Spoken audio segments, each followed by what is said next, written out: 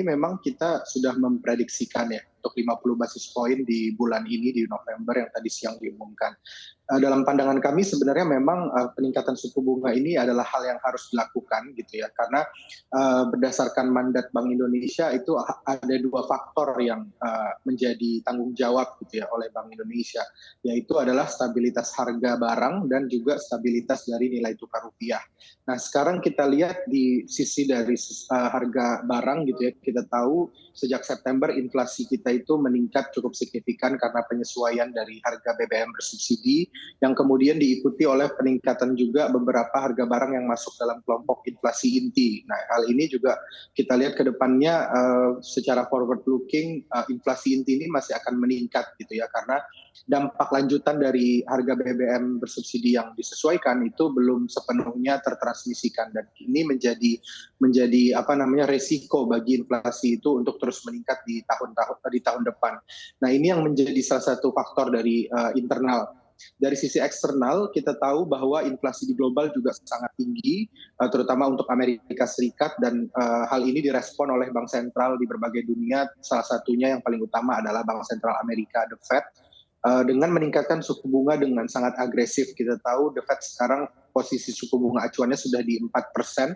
Artinya itu adalah spread dari Fed Fund Rate dengan suku bunga acuan Bank Indonesia semakin tipis. Kalau kita lihat sekarang spreadnya itu hanya di 125 basis point, dan ini level yang salah satu level yang terendah yang pernah kita lihat gitu ya sepanjang dalam beberapa dekade terakhir. Nah, ini akan memberikan tekanan kepada nilai tukar rupiah. Tadi juga kita sudah disampaikan oleh Pak Gubernur Bank Indonesia bahwa ada potensi resiko dari capital outflow.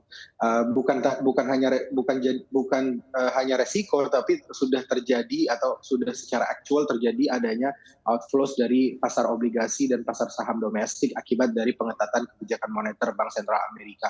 Jadi hal ini dari dua faktor inilah kita melihat kenapa suku bunga acuan itu perlu dinaikkan untuk catch up juga dengan kenaikan suku bunga acuannya Bank Sentral Amerika agar daya tarik aset domestik tetap menarik, dan juga dari sisi forward looking untuk inflasi ke depannya, bahwa inflasi ini masih ada potensi untuk meningkat. Jadi perlu sekarang dinaikkan suku bunga supaya nanti inflasinya tidak terlalu panas atau overheating. Mungkin begitu Mbak Safin. Baik Pak Irman, sekarang saya ingin melihat dari sisi pengusaha. Pak Adi, bagaimana nih Pak?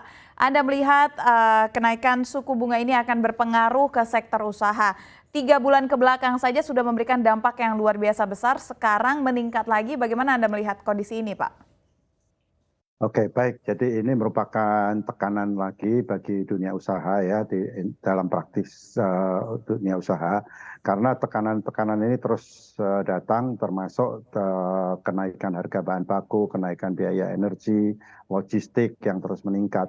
Dan termasuk bahan baku karena logistik juga itu menyebabkan sekarang industri, khususnya industri makanan minuman, dan juga saya yakin industri yang lain juga sama, itu harus meningkatkan inventory. Karena seringkali terjadi dengan geopolitik yang tidak menentu saat ini, supplier-supplier kita dari mancanegara itu meminta kita untuk meningkatkan inventory kita, karena kadang-kadang terjadi keterlambatan kiriman barang dan lain sebagainya karena gangguan-gangguan yang tidak diduga. Nah, ini tentunya menjadi tekanan baru. Di tengah inventory kita meningkat, tentunya cost of money kita meningkat, apalagi dengan suku bunga yang meningkat terus, ini pasti akan menambah tekanan dalam pembentukan bottom line kita atau margin atau profit di dalam dunia usaha kita. Nah, ini yang kita harus waspadai. Di tengah-tengah situasi yang tidak menentu ini, kita harus pandai-pandai bagaimana kita mencari alternatif supaya tidak terjadi kenaikan cost of goods sold yang cukup tinggi. Nah, kita masih beruntung Mbak Syah bahwa ada beberapa komoditi yang kita sudah mulai sedikit menurun ya harganya, karena misalnya vegetable oil, daging, susu, gula itu sedikit menurun.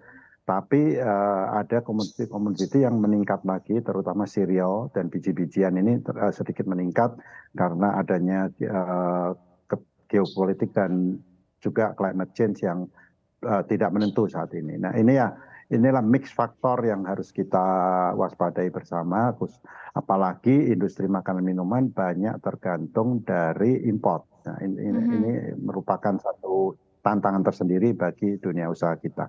Oke, selain industri makanan dan minuman nih Pak, jika kita melihat lebih luas, sektor usaha apa lagi Pak yang juga pasti akan terdampak karena adanya kenaikan suku bunga ini Pak? Saya kira hampir semua terdampak ya. Kalau kita lihat rata-rata biasanya dunia usaha itu pasti mengandalkan pendanaan dari perbankan ya, karena rata-rata biasanya sekitar 30% dana sendiri, 70% dana dari pinjaman kredit komersial ya. Nah ini semua pasti akan terdampak dengan kenaikan suku bunga ini. Mau tidak mau ini harus dialami oleh semua sektor. Dan mungkin masih sedikit beruntung karena pemerintah masih menjamin untuk KUR ya, kredit usaha rakyat. Nah mudah-mudahan ini pemerintah tetap bisa mempertahankan KUR ini dengan 6% sehingga rekan-rekan kita yang di IKM ataupun UMKM lainnya masih tetap bisa menikmati suku bunga yang kompetitif.